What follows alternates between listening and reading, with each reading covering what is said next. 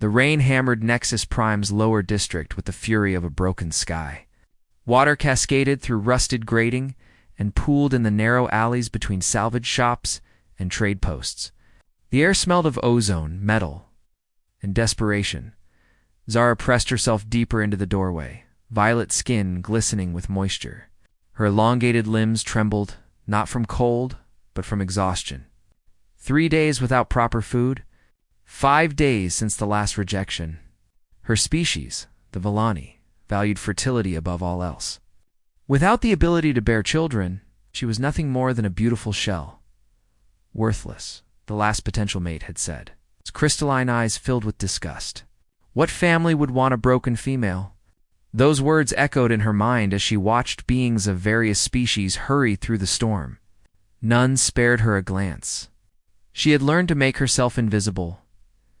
Captain Marcus Webb shouldered through the crowd, his weathered leather jacket dark with rain. 42 years old, broad-shouldered and scarred from a dozen conflicts, he moved with the quiet confidence of someone who had survived, where others hadn't. His salvage business kept him traveling between worlds, collecting what others discarded and finding value in the forgotten. He noticed her immediately. Something in her posture caught his attention. The way she held herself despite obvious defeat, dignity wrapped around despair like armor made of glass. Marcus stopped 3 feet away, rain dripping from his graying hair. "You're soaked through." Zara's pale eyes met his. Human. She had heard they were unpredictable, sometimes cruel, sometimes surprisingly kind. His voice carried no judgment, no immediate calculation of her worth. "I have nowhere else to go," she whispered. Surprised by her own honesty, he studied her for a long moment, took in the ceremonial wrappings that marked her as unwed, the exhaustion in her elegant features, the way she tried to disappear while still maintaining her pride. "My workshop's 10 minutes from here. Got food, heat, a place to dry off." He paused. No strings attached. Suspicion flared in her chest. "What do you want?" "Right now?" To get out of the storm, his brown eyes were steady, patient. "You look like you could use the same." She searched his face for deception, for the predatory gleam she had learned to recognize. Found none. Her stomach cramped with hunger, her body shook with fatigue. What choice did she have?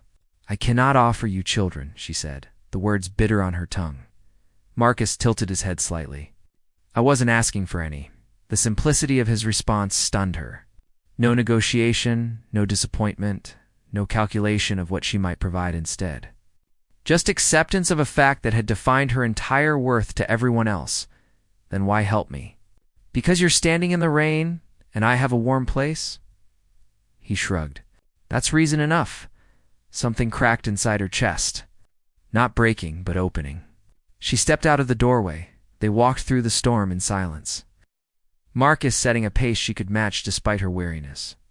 When she stumbled on the uneven ground, his hand steadied her elbow briefly, then released her once she found her balance.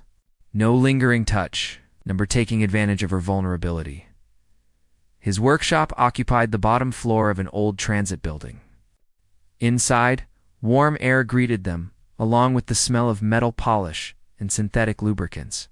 Salvaged components filled shelves along the walls, organized with military precision. "Showers through that door," Marcus said, pointing to a partition. "I'll find you something dry to wear." Zara stood dripping on his clean floor, still waiting for the other shoe to drop. "What happens after?" "After what?" "After I'm clean and fed." "What will you expect then?"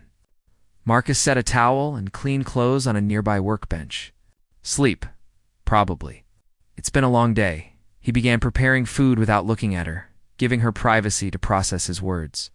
No demands, no assumptions, no reduction of her to a collection of services she might provide.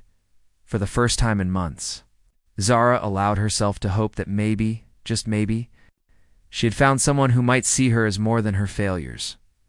Healing wounds 3 weeks later, Zara had claimed the small alcove behind Marcus's main workshop. She had expected him to grow tired of her presence, to start hinting about when she might leave. Instead, he had helped her set up a sleeping area and quietly added her preferences to his supply runs. "Hand me that molecular welder." Marcus called from beneath a damaged shuttle engine. Zara selected the tool from his organized array. Noting the way his fingers moved with practiced precision, she had watched him work for days now, fascinated by his ability to coax life from broken machinery. "You have steady hands," he said when she passed him the welder. "Ever work on electronics?" "My people forbid it. They say broken females shouldn't handle complex systems." The old shame crept into her voice. Marcus slid out from under the engine, grease streaking his cheek. "That's ridiculous." Intelligence isn't tied to fertility. The casual way he dismissed her society's fundamental belief made her chest tight with something she couldn't name. "You don't understand. Among the Villani, a female who cannot reproduce is considered spiritually tainted. Touching important technology might contaminate it. It sounds like your people are missing out on talent." He gestured to a damaged power coupling on the workbench. "Want to try fixing that? Worst case, it stays broken." Her hands trembled as she picked up the component. Superstition warred with curiosity. Marcus returned to his work. Giving her space to decide without pressure, the coupling was elegantly designed but poorly maintained. She could see where corrosion had weakened the connections, where shortcuts had been taken in the original assembly. Her fingers moved almost without conscious thought, cleaning contacts and realigning pathways. When she activated the test circuit, clean power flowed through the coupling for the first time in months. "Natural talent," Marcus said, glancing at her successful repair. "Would you like to learn more?" That evening, they sat close together on his workbench, her violet skin luminescent in the workshop's warm lighting. Marcus explained circuit theory while she absorbed every word. When their fingers touched while examining a component, neither pulled away. "Why are you being so kind to me?" she asked quietly. "Because you deserve kindness." He met her eyes. "Because intelligence and worth aren't the same as reproductive status. Because you have gentle hands and a quick mind, and those things matter." Something deep in her chest loosened. "My former betrothed said I was an embarrassment. A failure of nature. Your former betrothed was an idiot." The fierce certainty in his voice made her breath catch. When he reached up to brush a strand of silver hair from her face, she leaned into his touch instead of flinching away. "Marcus," she whispered. Double quotes. "Yes, I have never been wanted for myself. Only for what I might produce." His thumb traced her cheekbone with infinite gentleness. "Then they never really saw you." She turned her face into his palm, pressing a soft kiss to his work-calloused skin. "What do you see?" "Brilliance. Strength. Beauty that goes deeper than skin." His voice grew rough. "Someone worthy of love, not just use." When she kissed him, it was tentative at first, then deeper as he responded with careful passion. His hands framed her face like she was precious, like she was chosen rather than discarded. They broke apart, breathing hard, foreheads touching. "Stay," he whispered against her lips. "Not because you have nowhere else to go. Stay because I want you here." "Yes," she breathed, and for the first time in her life, the word felt like freedom instead of surrender. That night she moved from her alcove to his bed, and when he held her close in the darkness, she finally understood what it felt like to be treasured rather than tolerated. 6 months of partnership had transformed both their lives.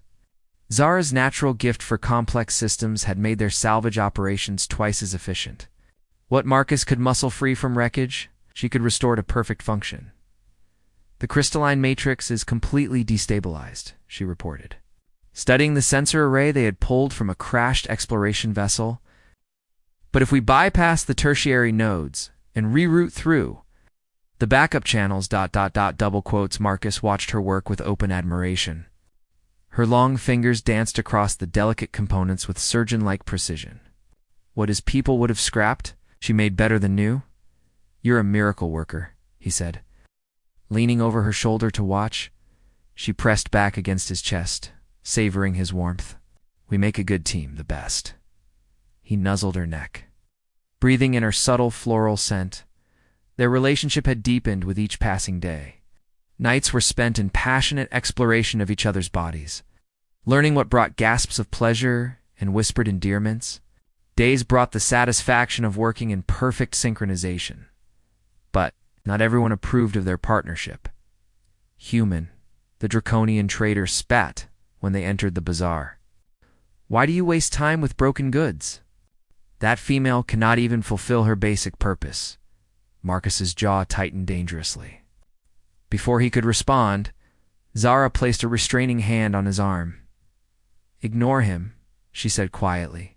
"I'm used to it." "Well, I'm not." Marcus stepped toward the trader. "That broken goods just fixed your ship's navigation system last week. Maybe show some respect." The draconian's scaled face flushed purple with indignation. "You defend her like she is worth something. She is an empty vessel, good only for finish that sentence and lose teeth." Marcus interrupted, his voice deadly calm. Zara's heart raced, not with fear, but with something fiercer. No one had ever defended her before. The sight of Marcus standing protective in front of her, willing to fight for her honor, made her fall deeper in love. That evening in their bed, she showed him exactly how much his defense meant to her. "You didn't have to do that," she murmured against his shoulder afterward, both of them still breathing hard from their passionate lovemaking. "Yes, I did." His arms tightened around her. "You're mine to protect now?" "Yours," she agreed, kissing the strong column of his throat. Just as you're mine, their next salvage mission took them to the debris field of a destroyed research station. As they suited up for the dangerous EVA work, Marcus couldn't shake his unease. "Stay close," he told her over there. "Come link. Something feels wrong about this place." They were halfway to the station's core when the pirates struck. Well, the pirate captain's voice crackled over their radios. A human and his pet alien. How touching. 3 armed figures in combat suits surrounded them among the twisted metal. Marcus immediately moved to shield Zara with his body. "Take what you want and leave," Marcus said evenly. "We're just salvagers." The captain laughed. "Oh, we'll take what we want. Starting with your pretty companion. Bet she's worth good money in the flesh markets." Rage flooded Marcus's system. "Over my dead body? That can be arranged." The fight was brutal and desperate. Marcus's military training served him well, but they were outnumbered. Just when it seemed hopeless, Zara's technical skills turned the tide. She jury-rigged an electromagnetic pulse that disabled the pirates' weapons and life support. In the aftermath, as they helped each other back to their ship, Marcus pulled her into his arms. "You saved us," he said, voice rough with emotion. "We saved each other," she corrected, then kissed him with desperate passion. Relief and love and gratitude all mixed together. That night they made love with new urgency, both aware of how close they had come to losing everything. In the darkness afterward, Zara traced patterns on his chest. "Marcus, I love you, completely, forever. I love you too, beautiful, more than my own life." And in that moment, surrounded by the vast emptiness of space, they were complete. The Choice's transmission arrived on a secure Villani diplomatic channel while Marcus was in the shower. Zara stared at the ornate seal, her hands trembling as she activated the message. "Greetings, daughter of the stars." The elder's voice filled their small quarters. "The High Council has reconsidered your status. A suitable mate has been found who will accept your ... limitations ... in exchange for your technical skills. Return home within 10 rotations, and all will be forgiven." The message continued with details of the arrangement. Ow. But Zara stopped listening. Return home. Leave Marcus. Accept a loveless union with someone who saw her as barely tolerable. When Marcus emerged from the bathroom, towel around his waist, he found her sitting motionless before the cum unit. "What's wrong?" he asked, immediately alert. She gestured wordlessly at the screen. He read the message, his expression growing darker with each line. "They want you back," he said finally. Double quotes. "Yes. With full pardoning of my disgrace? A chance to rejoin society." Her voice sounded hollow even to herself. Marcus sat heavily beside her on their narrow bunk. "What do you want to do?" The question surprised her.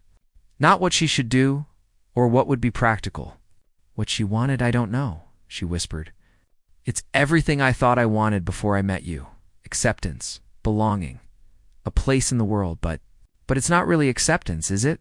It's tolerance, resignation, someone willing to overlook my flaws for the sake of my usefulness. Marcus reached for her hands.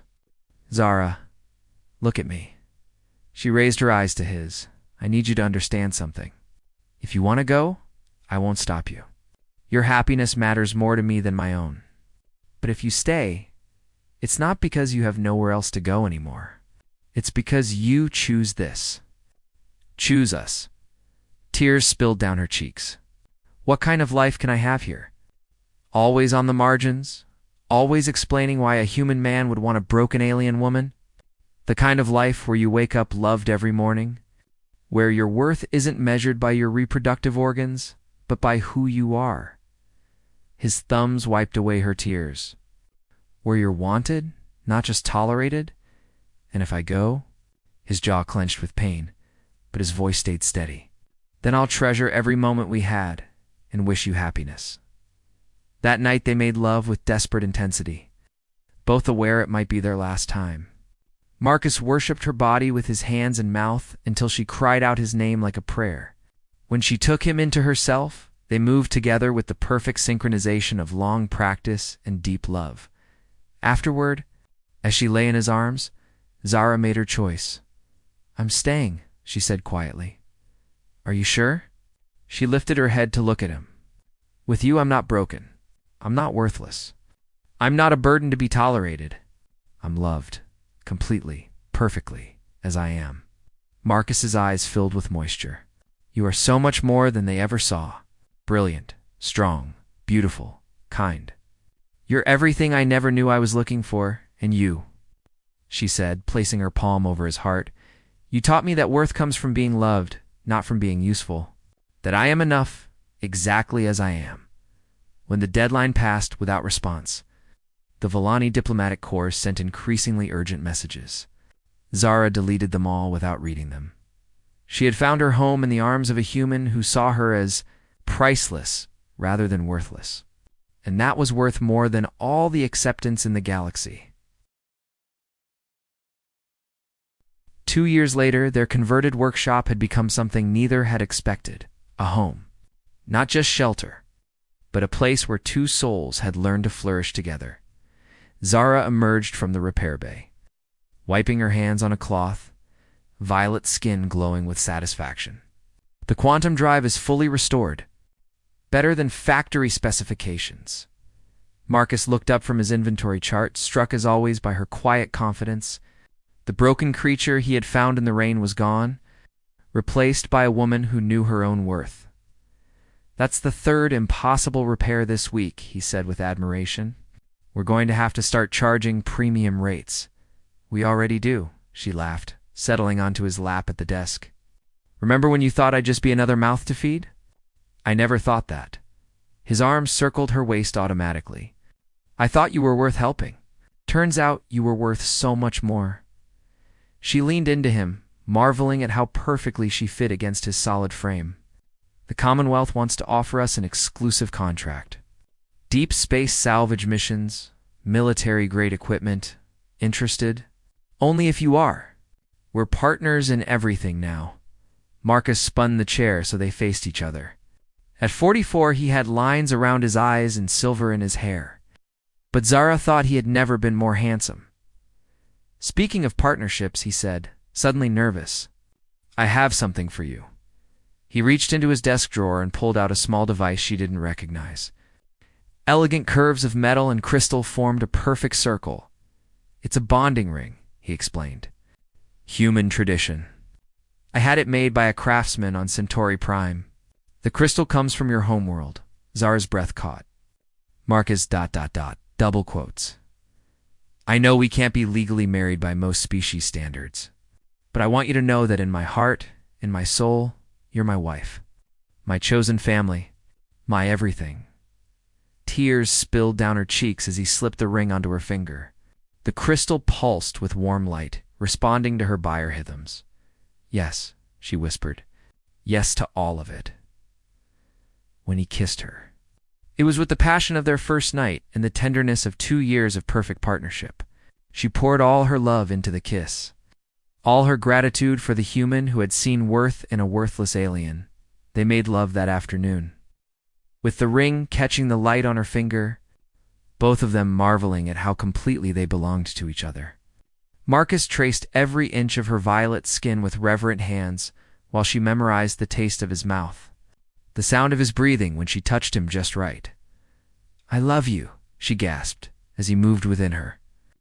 "My husband, my heart, my wife," he replied, voice rough with emotion. "My perfect, priceless wife." That evening, as they worked side by side on their latest salvage project, Zara reflected on the journey that had brought them here. A broken alien woman and a lonely human man had found each other in the rain and created something beautiful. "Do you ever regret it?" she asked. "Choosing me over an easier life?" Marcus set down his tools and pulled her close. "Zara, look around us. We have work we love, a home we built together, and love most people only dream of. We're proof that worth isn't determined by what others think you can provide. It's determined by who you choose to be and who chooses to love you." She stood on tiptoe to kiss him softly. "They said I was worthless without children. They were wrong." His hands framed her face. "You're priceless because you're you. Because you have a brilliant mind and gentle hands and a heart big enough to love even a gruff old salvager. Because you see beauty in broken things and make them whole again. The way you made me whole. The way we made each other whole." As the artificial sun set over Nexus Prime, casting their workshop in golden light, Zara and Marcus held each other close. They had built a family not of blood, but of choice. Not of obligation, but of love. And in a galaxy that often measured worth by function rather than heart, they had proven that sometimes the most precious things are the ones others throw away. Outside, the first drops of evening rain began to fall, but inside their home, 2 hearts beat in perfect synchronization, proof that love could transform the worthless into the priceless. Their story was just beginning.